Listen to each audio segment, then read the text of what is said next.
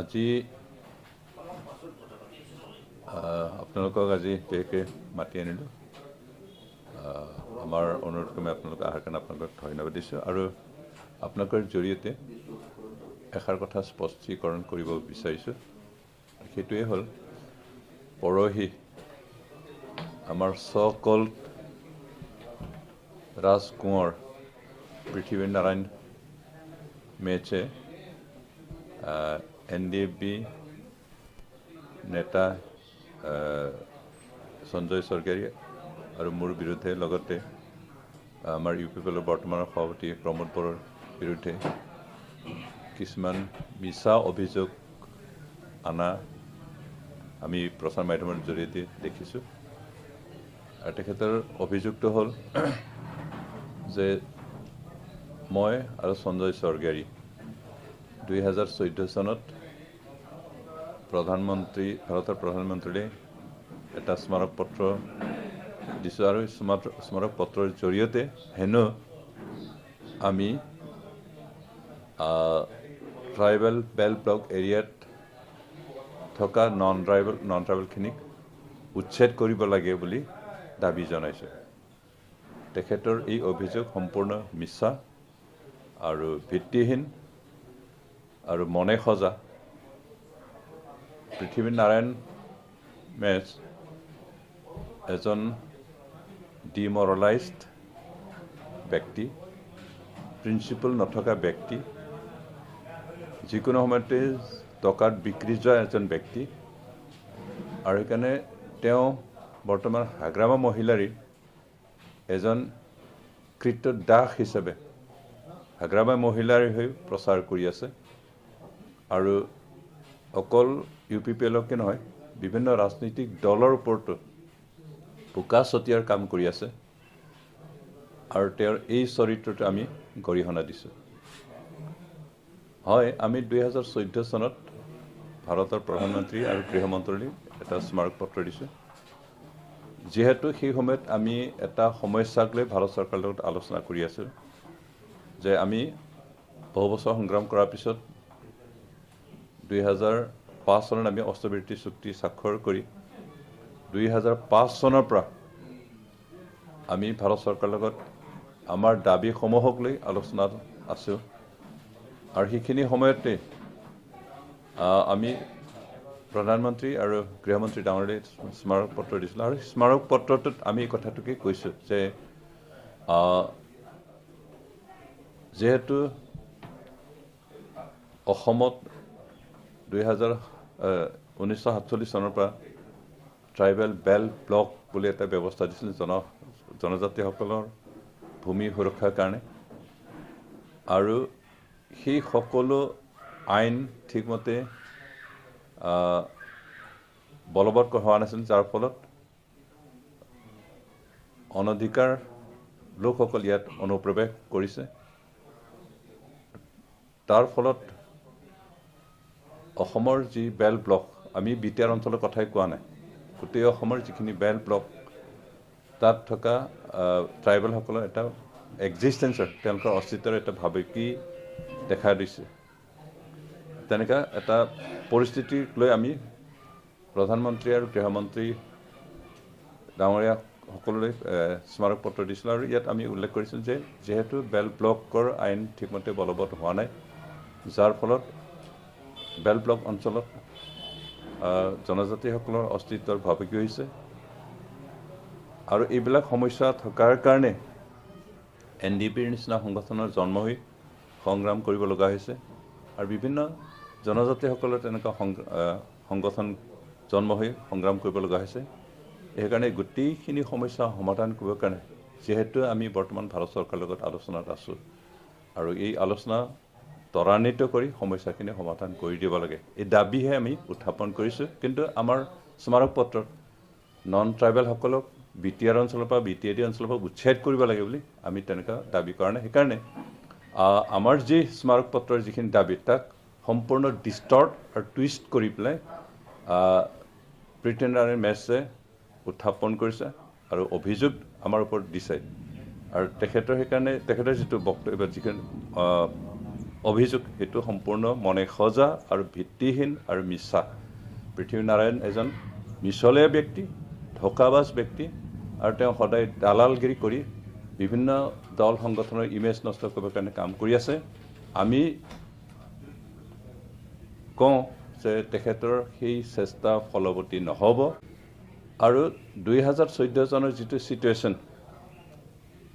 2020 চনৰ বিটিআৰ চুক্তি সম্পন্ন হোৱাৰ পিছত যিটো চিটুৱেশ্যন এই দুটা চিটুৱেশ্যনৰ মাজত সম্পূৰ্ণ পাৰ্থক্য আছে সম্পূৰ্ণ নিমিলে যেহেতু 2014 চনত আমি সংগ্ৰামৰত আছিলোঁ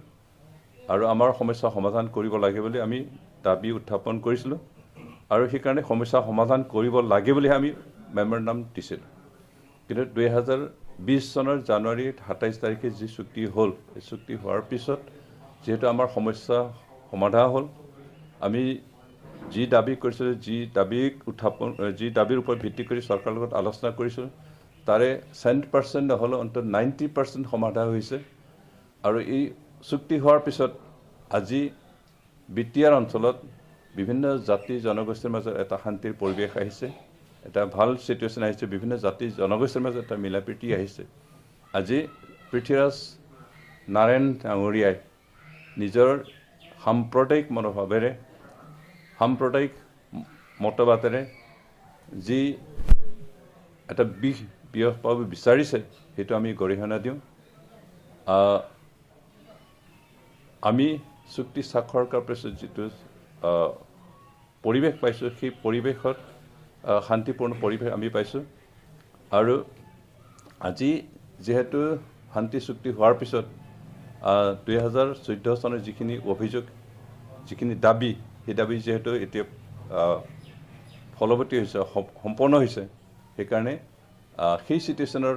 কথাটোক লৈ বৰ্তমান চিটুৱেশ্যনৰ লগত তেওঁ যি অভিযোগ কৰিছে সেইটো আচলতে গ্ৰহণযোগ্য নহয় আৰু সেইকাৰণে আমি কওঁ যে পৃথ্বীৰাজ নাৰায়ণ মেছ এজন দালাল মানুহ আৰু হাগ্ৰাবা মহিলাৰ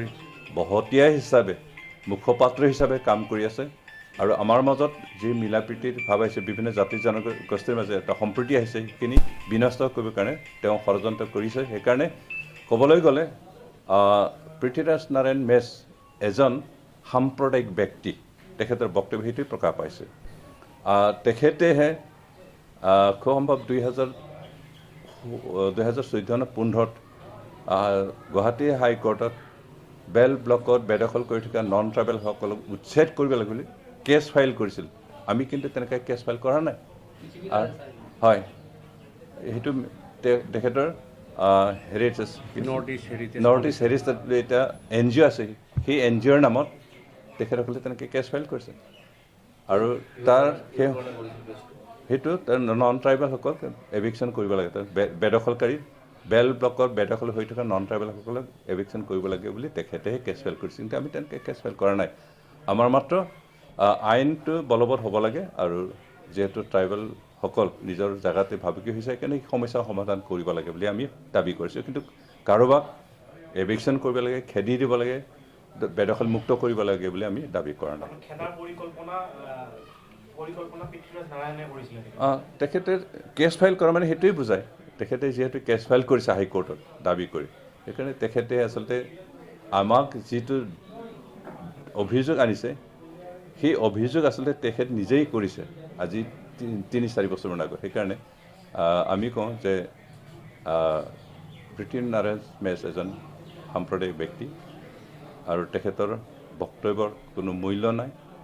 2014 চনৰ চিটুৱেশ্যন আৰু এতিয়াৰ চিটুৱেশ্যনৰ মাজত বহুত পাৰ্থক্য আছে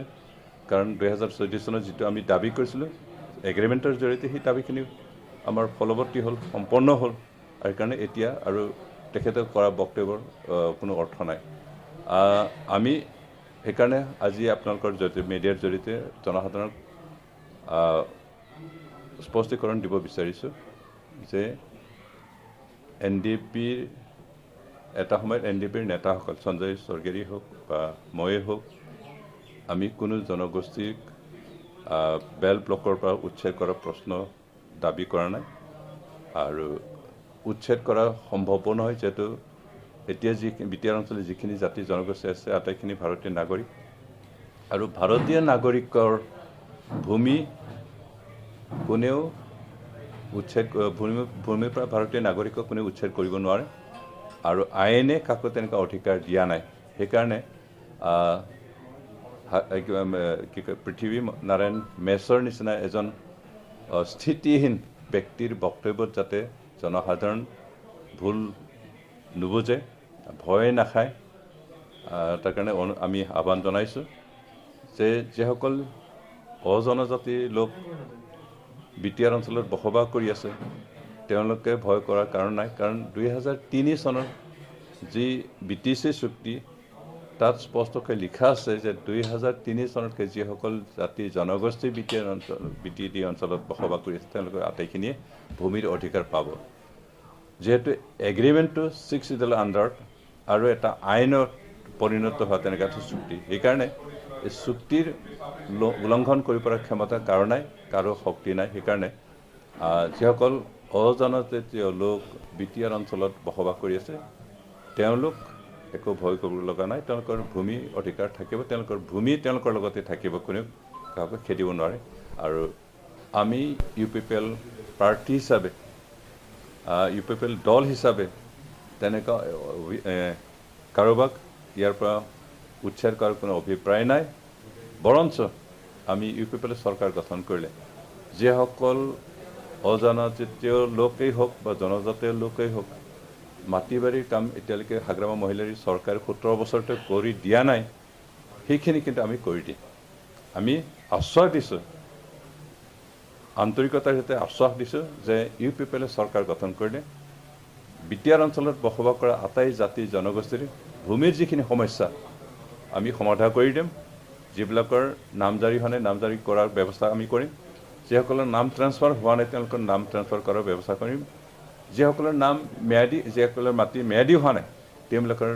মাটি ম্যাদীকৰণৰ কাম আমি সম্পূৰ্ণৰূপে কৰিম এই আশ্বাস দিছোঁ সেইকাৰণে আমি আজি প্ৰচাৰ মাধ্যমৰ জৰিয়তে জনসাধাৰণক অনুৰোধ কৰিছোঁ আহ্বান জনাইছোঁ আপোনালোকে পৃথ্বীৰাজ নাৰায়ণ মেছৰ নিচিনা এজন অস্তিত্বহীন মানুহ ডিমৰেলাইজড আৰু প্ৰিন্সিপাল নথকা মানুহৰ কথাত যাতে ভুল নাযায় তেখেতৰ কথা যাতে বিশ্বাস নকৰে আৰু তেখেতৰ কথা যাতে ভীতিগ্ৰস্ত নহয় আমি আছোঁ এই সন্দৰ্ভত আপোনালোকক এই কথাইকে ক'ম যে 2018 চনত 12 জানুৱাৰী হাগ্ৰামা মহিলাৰীৰ নেতৃত্বত যি BPF চৰকাৰ আৰু তেওঁলোকে BTCৰ যি কেবিনেট আৰু এই কেবিনেটখনতে তেওঁলোকে খুব ভয়ংকৰ এটা ৰিজলিউশ্যন অৰ্থাৎ প্ৰস্তাৱ তেওঁলোকে গ্ৰহণ কৰিছিলে আৰু এই প্ৰস্তাৱত এনেকুৱা ধৰণৰ উল্লেখ আছিলে মাইনুটছ তেওঁলোকে পাছ কৰিছিলে যে এই BTC অঞ্চলত বিভিন্ন জনগোষ্ঠী আৰু বিশেষ কৰি এই প্ৰস্তাৱত নন ট্ৰাইবেল বুলি উল্লেখ কৰা হৈছে যে 2018 চনৰ যি 12 জানুৱাৰীৰ যি প্ৰস্তাৱ এই ধৰণৰ আছিলে যে মাটি বাৰীৰ ভূমিৰ পৰা তেওঁলোকে বঞ্চিত হ'ব ট্ৰাইবেলসকলৰ মাটি তেওঁলোকে কিনা বিচা কৰিব নোৱাৰে নন ট্ৰাইবেলসকলেও মাটি বাৰী কিনা বিচা কৰিব নোৱাৰে তো সেইখিনি সময়তে আমাৰ জাতীয় দল গোৰ্খা ছাত্ৰ সন্থাসকলকে কওক কোচ ৰাজবংশী ছাত্ৰ সন্থাসকলকে কওক আৰু বিভিন্ন জনগোষ্ঠীৰ ছাত্ৰ সন্থা তেওঁলোকে প্ৰটেষ্ট কৰিলে আৰু যেতিয়া প্ৰটেষ্ট কৰিছে প্ৰটেষ্ট কৰাৰ পিছত হাগ্ৰামা মহিলাৰী ডাঙৰীয়াই ক্ষমা খুজিব লগা হৈছে যে ক্ষমা কৰি দিয়ক এইটো ড্ৰাফটিং ভুল হৈছে বুলি এই ধৰণৰ কথাটো যে আপোনালোকক স্পষ্ট কৰিম যে বিটিআৰ অঞ্চলত এতিয়া মাটি বাৰীৰ যিটো নেকি সন্দৰ্ভত আমি ক'ম যে 2018 চনৰ যি 12 জানুৱাৰীৰ যি প্ৰস্তাৱ এই প্ৰস্তাৱখন আচলতে আধৰুৱা হৈ আছে কিন্তু তেওঁলোকে যে BPF চৰকাৰ যদি পুনৰবাৰ আকৌ যদি আহে তেতিয়াহ'লে যি প্ৰস্তাৱ 2018 চনত 12 জানুৱাৰীত তেওঁলোকে লৈছিলে এই প্ৰস্তাৱ কিন্তু তেওঁলোকে পূৰ্ণাংগ কৰাত খুব চেষ্টা চলাব আৰু সেইখিনি সময়ত বিভিন্ন জনগোষ্ঠীৰ লোকসকলৰ অৰ্থাৎ নন ট্ৰাইবেলসকলৰ মাটি বাৰীৰ যি অধিকাৰ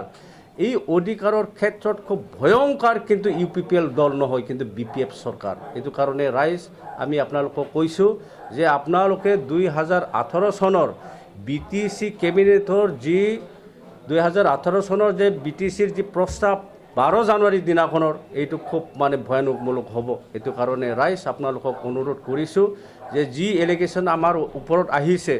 যে ট্ৰাইবেল বেল্ট এণ্ড ব্লক অঞ্চলৰ পৰা যে নন ট্ৰাইবেল সকলক যে উচ্ছেদ কৰিব এই ধৰণৰ কথাটো একদম মিছা। যে বিটিআৰ অঞ্চলত এতিয়া দুটা আইন এই ধৰণত নাথাকে, লেণ্ড ৰেগুলেশ্যন আইন দুটাকৈ নাথাকে। যে বিটিআৰ অঞ্চল এইটো একটা এমেণ্ডেড শিডিউল আৰু Assam land and revenue regulation act অৰ্থাৎ ট্ৰাইবেল এণ্ড ব্লক এইটো বেলেগ একটা ৰেগুলেশ্যন। এইটো কাৰণে এটা ঠাইত দুটা লেণ্ড ৰেগুলেশ্যন এই ধৰণত নাথাকে, তাত এটাই থাকিব যে এমেণ্ডেড শিডিউলত যিখিনি প্ৰভিজন আছে আৰু as per the BTC agreement 2003ৰ পৰা যিসকলে নেকি আগত আছিলে আৰু তেওঁলোককে ভূমিৰ অধিকাৰ দিয়া হ'ব। আৰু আমি আজিৰ তাৰিখত আপোনালোকক স্পষ্ট ক'ম যে আমি চৰকাৰ অহাৰ 3 মাহৰ পিছতে আমি সকলো যি মানে ভূমি যি সমস্যা আৰু এই ভূমিৰ সমস্যাটো আমি সমাধান কৰিবৰ কাৰণে আমি চেষ্টা চলাম। ধন্যবাদ।